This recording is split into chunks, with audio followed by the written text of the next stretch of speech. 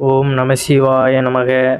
தென்னாடுடைய சிவனே போற்றி, எந்நாட்டவருக்கும் இறைவா போற்றி. நம்ம சேனலுக்கு புதுசாக வர்றவங்க நம்ம சிவன் கோயில் சேனலை சப்ஸ்கிரைப் பண்ணி வச்சுக்கோங்க. மறக்காமல் உங்களுடைய நண்பர்களுக்கும் இந்த பதிவை பகிர்ந்து கொள்ளுங்கள். வீட்டில் நம்ம துளசி செடி வளர்க்குறோம் அப்படிங்கிற பட்சத்தில் பார்த்தீங்கன்னா அதோட வில்வமும் சேர்ந்து வளர்கிறது அப்படிங்கிற பட்சத்தில் இரண்டையுமே சேர்த்து வணங்கலாமா அல்லது கோவிலில் நடலாமா அப்படின்னு கேட்டிருக்காங்க. இரண்டும் உங்கள் வீட்டில் நன்றாக வளர்வது என்றால் அது பெரிய பாக்கியம்தான். தினமும் விளக்கேற்றி நன்றாக வழிபாடு செய்யுங்கள், உங்கள் வீடு மங்களகரமாக இருக்கும். வீட்டில் சிலை வைத்து வழிபாடு செய்து வருகிறேன், அதனால் குறை ஏதுமில்லை. ஆனால் சிலை வழிபாடு கூடாது என்று சிலர் கூறுகின்றனர். வீட்டில் சாமி சிலைகளை 6 அங்குல உயரத்திற்கு மேலே இல்லாது வைத்து தாராளமாக நம்ம பூஜை செய்யலாம். பிறந்த கிழமையில் பார்த்தீங்கன்னா எண்ணெய் தேய்த்து குளிக்கக்கூடாது அப்படின்னு சொல்கிறாங்க. அது எதற்கு பார்த்தீங்கன்னா பிறந்த நட்சத்திரத்தில் மட்டுமே எண்ணெய் தேய்த்து குளிக்கக்கூடாது. கிழமை பார்க்க வேண்டாம். தீபாவளி அன்று ஜென்ம நட்சத்திரம் வந்தால் சும்மா இருந்து விடாதீர்கள், அது விதிவிலக்கு.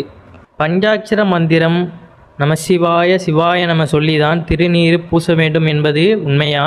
பஞ்சாட்சரம் அதாவது நமசிவாய சொல்லி திருநீரும், அஷ்டாட்சரம் அதாவது ஓம் நமோ நாராயணா சொல்லி திருமண்ணும் இட்டுக்கொள்வதை போன்ற புண்ணிய செயல் இவ்வுலகில் வேறு எதுவும் கிடையாது.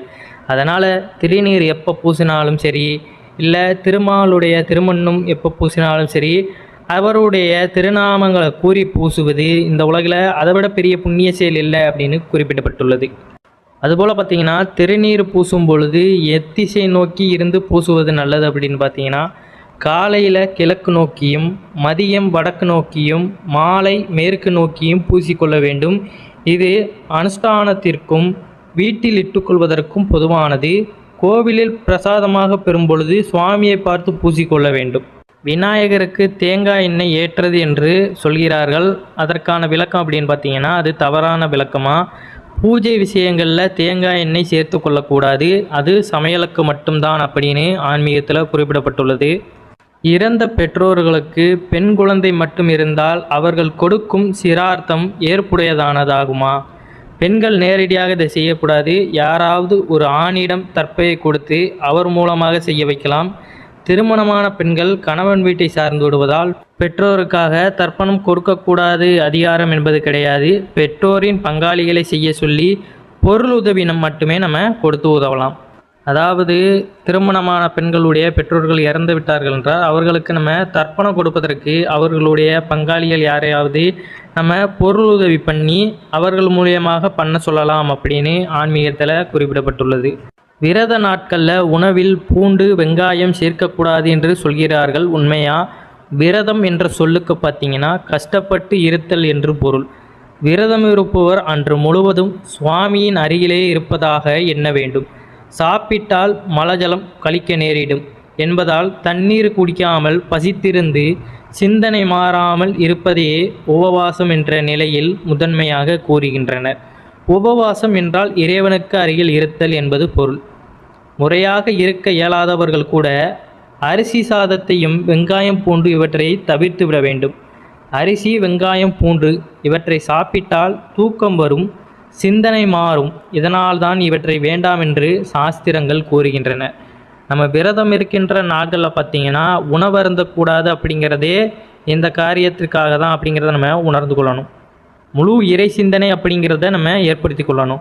ஒரு சிலருக்கு இந்த இடத்துல பார்த்திங்கன்னா சாமி என்ன உங்களை சாப்பிடாமையா இந்த மாதிரியெல்லாம் கஷ்டப்பட சொல்லுது அப்படின்னு சில பேர் சொல்வது உண்டு. அதற்கு அர்த்தம் அது கிடையாது.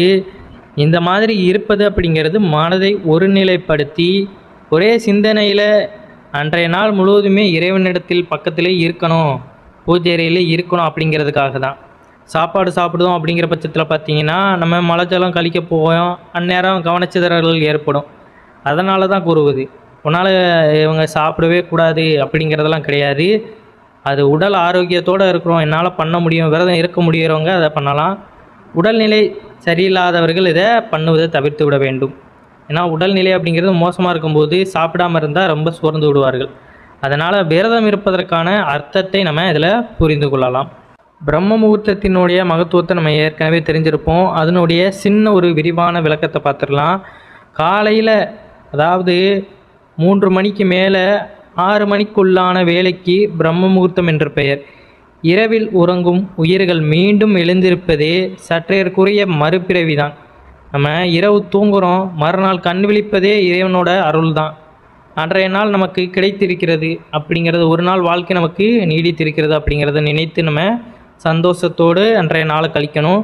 ஒவ்வொரு நாளும் காலையில் மறுபிறவி பெறுவதே சிருஷ்டி, அதாவது படைத்தல் என்றே சொல்லலாம். இத்தொழிலை செய்பவர் தான் பிரம்மதேவர். எனவே இவரது பெயரால் விடியற்காலை பொழுதை பிரம்மமுகூர்த்தம் என்று வைத்துள்ளனர். பிரம்மமுகூர்த்த வேளையில் திதி, வார, நட்சத்திர, யோக தோஷங்கள் எதுவுமே கிடையாது. இது எப்பொழுதுமே சுப வேலை தான். இந்நேரத்தில் எழுந்து குளித்து இறை வழிபாட்டை செய்து நமது வேலைகளை செய்ய துவங்கினால் அன்று முழுவதும் வெற்றி தான். அதனால தான் பார்த்திங்கன்னா காலையில் வேலைக்கு செல்கிறவங்களாம் அவ்வளோ சுறுசுறுப்போடணும், அவ்வளோ ஆக்டிவான அந்த எனர்ஜியோடு போய் வேலை செய்யும் பொழுது அவர்களுக்கு ஒரு நல்ல ஒரு எனர்ஜெட்டிக்காக ஃபீல் பண்ணுவாங்க. ஏன்னா அதிகாலையில் நம்ம எழும் வரைக்கும் தான், அந்த வேலைகளை செய்யும் வரைக்கும் தான் சோம்பேறித்தனமாக இருக்கும். எழுந்து அதை முடிக்க ஆரம்பிச்சிட்டோம் அப்படிங்கிற பட்சத்தில் நமக்கு அது பழகிவிடும். அதனால் பிரம்ம முகூர்த்தத்தில் எழுந்து அதற்கான நம்ம அன்றாட வேலைகளை செய்வதற்கு பழகி கொள்ளணும். அதுபோல் பார்த்திங்கன்னா சில ஆலயங்களில் ஹோமம் வளர்த்து அதில் நிறைய திரவியங்கள், நாணயங்கள்லாம் போடுவாங்க.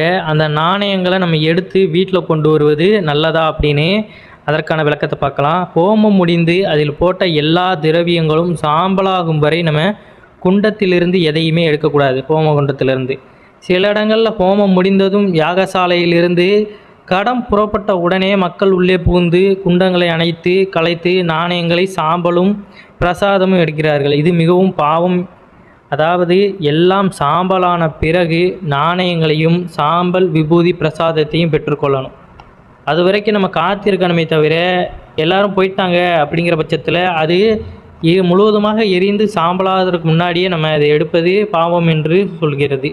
அதனால் எல்லாம் எரிந்து முடிந்து சாம்பலான பிறகு அந்த விபூதியையும் அந்த நாணயத்தையுமே வீட்டில் வைத்து கொண்டால் லக்ஷ்மி கடாசம் பெறுவதுடனும் நம்மளுடைய வீடும் எப்பொழுதும் ஆரோக்கியமாக இருக்கும், நோய் நொடி எதுவும் அண்டாது அப்படிங்கிறது உண்மை.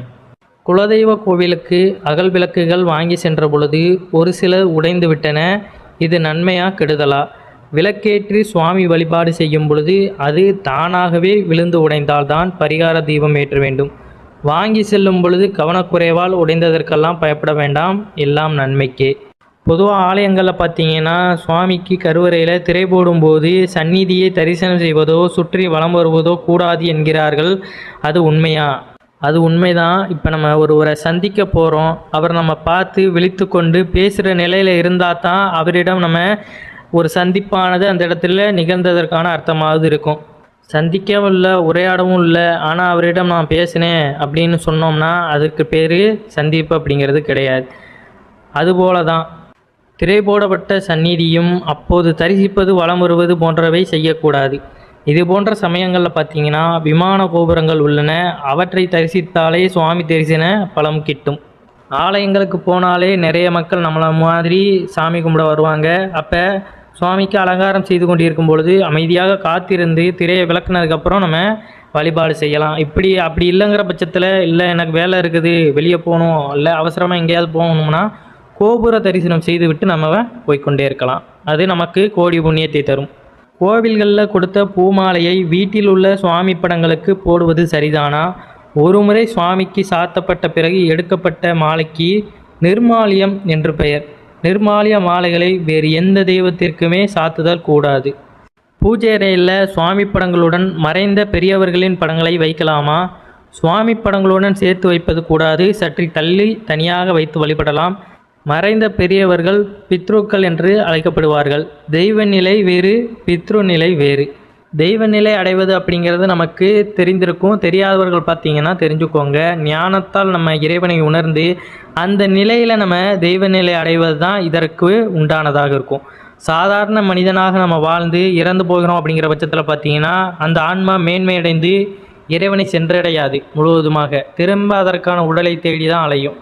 அப்போ தெய்வ நிலை அப்படிங்கிறது ஞானத்தால் இறைவனை உணர்ந்து அதன் மூலியமாக முழுவதுமாக இறைவனையே நம்ம பற்றி செல்லும் பொழுது தான் நாம் தெய்வ நிலையை அடைகிறோம் அப்படிங்கிறத நம்ம உணர்ந்து கொள்ளணும். அசைவம் சாப்பிடும் நாட்களில் கோவிலுக்கு செல்வது தவறு தானா? கட்டாயம் தவறு தான். கோவிலுக்கு சென்று வழிபாடு செய்ய வேண்டும் என்ற உயர்ந்த எண்ணம் கொண்டிருக்கும் நீங்கள் அதை விட்டுவிடக்கூடாதா? உலகிலேயே அதிகமாக அசைவம் சாப்பிடும் சீனர்கள் கூட இன்று சைவத்திற்கு மாறி வருகிறார்கள். உலகிற்கே எடுத்துக்காட்டாக இருக்கும் இந்து தர்மம் புலால் சாப்பிடுவதை அனுமதிப்பதில்லை. எனவே தெய்வத்தை தரிசிக்கணும்னு முடிவு பண்ணிட்டீங்கன்னா இறைச்சியை சாப்பிடுவதை தவிர்த்து விடுங்கள். முழுவதுமாக தவிர்க்க முடியலனாலும் இறை வழிபாட்டிற்குள்ளே போகும்பொழுதாவது இவ்வாறான விஷயங்களை தவிர்த்து விடுவது நல்லது. மாமிசம் நம்மளுடைய பக்தியை மேம்படுத்தாது, நம்மளுடைய மனநிலையை மோசமாக்கி துன்பத்தை தான் நமக்கு ஏற்படுத்தி விடும். என்னுடைய தாய் தந்தையர் பூஜை செய்து வந்த விக்கிரகங்களுக்கு என்னால் சரிவர பூஜை செய்ய முடிவதில்லை. பூ பால் வைத்து வணங்கினால் போதுமா? தாய் தந்தை விட்டு சென்ற மற்ற எல்லாவற்றையும் பராமரிக்கும் பொழுது பூஜை மட்டும் சரிவர செய்ய முடியவில்லை என்றால் எப்படி அது பொருந்தும்? நீங்கள் நன்றாக இருக்க வேண்டும் என்பதற்காக தானே உங்கள் தாய் தந்தை பூஜை செய்து வந்திருக்கிறார்கள். உங்கள் வாரிசுகளும் நன்றாக இருக்க நீங்களும் முடிந்தவரை நன்றாகவே பூஜை செய்யுங்கள். அதாவது இப்போ வாழ்கின்ற இந்த காலத்தில் பார்த்திங்கன்னா நம்மளுடைய தாய் தந்தைகள் அதாவது அவர்களுடைய சந்ததிகளான நம்மளுக்கு என்னென்ன செய்யணுமோ அதை முறைப்படி செய்து கொண்டே வந்திருப்பார்கள். நாமளும் ஆரோக்கியமான முறையில் வாழ்ந்து கொண்டு வரோம். ஆனால் அதற்கடுத்து வருகின்ற இந்த ஜென்ரேஷன் பார்த்திங்கன்னா அதை நம்ம மறந்துடுதோம். அப்போ விரைவிலேயே நிறைய துன்பங்களுக்கு ஆளாகி கெட்ட விஷயங்களில் ஈடுபட்டு நம்ம இறப்புக்கு தள்ளப்படுகிறோம். இது நிறைய சூழ்நிலைகளில் நடந்து கொண்டு தான் இருக்கின்றது. நிறைய பாரம்பரிய முறைகளை நம்ம மறந்து கொண்டு வருவது. ஏன்னா 2000க்கு முன்னாடி வாழ்ந்தவர்கள் அப்படின்னு பார்த்திங்கன்னா அந்த இறை வழிபாடு எல்லாமே மேலோங்கி இருந்தது. நாகரிகம் வளர வளர எல்லாமே அவர்களுக்கு மறதியாக மாறிவிடுகிறது. அதனால் அவர்கள் எப்படி கடைபிடித்து வந்தார்களோ மற்றவர்களை நம்ம பார்ப்பதை தவிர்த்து விடணும். ஏதோ நம்ம தரக்குறைவான விஷயங்களை ஈடுபடுறோம், அவர்கள் மட்டும் உயர்ந்ததாக இருக்கிறார்கள் அப்படிங்கிறது அந்த சூழ்நிலைக்கெலாம் நம்ம என்றைக்குமே இந்த இறை வழிபாடு குலதெய்வங்கள் எதையுமே நம்ம மறந்து விடக்கூடாது. அது நம்மளுடைய வாழ்க்கைக்கு மிகவும் முக்கியமானது அப்படிங்கிறத நம்ம உணர்ந்து கொள்ளணும். எப்படி நம்மளுடைய முன்னோர்கள் அதற்கப்புறம் வந்தவர்கள் அப்படி வந்து கொண்டிருக்கிறார்களோ அதையே நம்ம பின்பற்றி வரும்பொழுது நம்மளுடைய வாழ்க்கையுமே நீண்ட காலமாக மாறும். நாம் மறந்து கொண்டு வரும் பொழுது நம்மளுடைய வாழ்க்கை முறையும் சுருங்கி கொண்டு தான் வரும் அப்படிங்கிறதான் நிதர்சனமான உண்மை.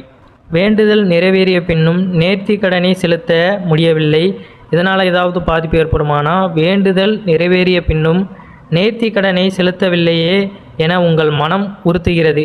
இதுவே பெரிய பாதிப்பு தானே. சீக்கிரம் அதை நிறைவேற்றி விடுவது நல்லது. ஏன்னா நாம் ஏதாவது வேண்டியிருப்போம், அது நம்மளுக்கு நிறைவேறிவிடும். ஆனால் நிறைவேறிய பின்னும் நம்ம அதை சாதாரணமாக நினைத்து கொண்டு கடந்து விடுவோம். ஆனால் ஏதோ ஒரு கட்டத்தில் பார்த்திங்கன்னா நம்மளுடைய மனமானது அந்த இடத்துல உறுத்தி கொண்டே இருக்கும்.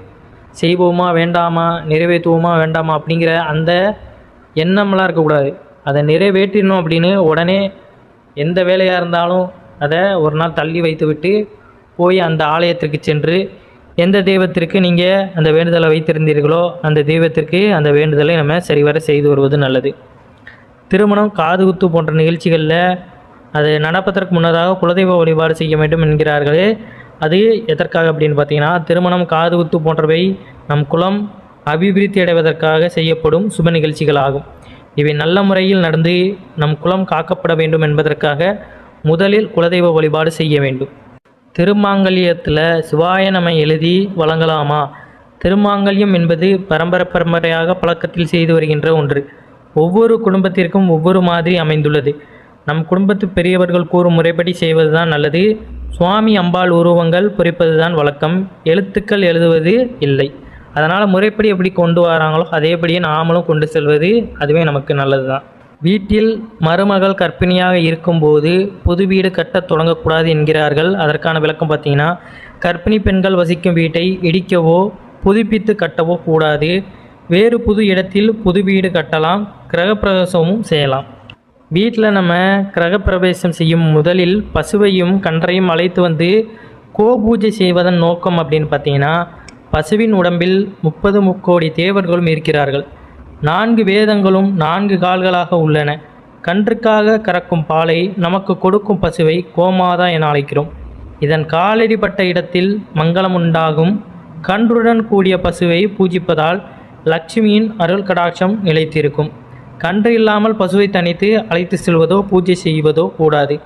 அதனால் பிரம்ம முகூர்த்தத்தில் பார்த்தீங்கன்னா அதற்கென்று குறிப்பிட்ட நேரத்தை வைத்து தான் கிரகப்பிரவேசத்துக்கு ஹோமம் வளர்த்து அதை செய்வாங்க.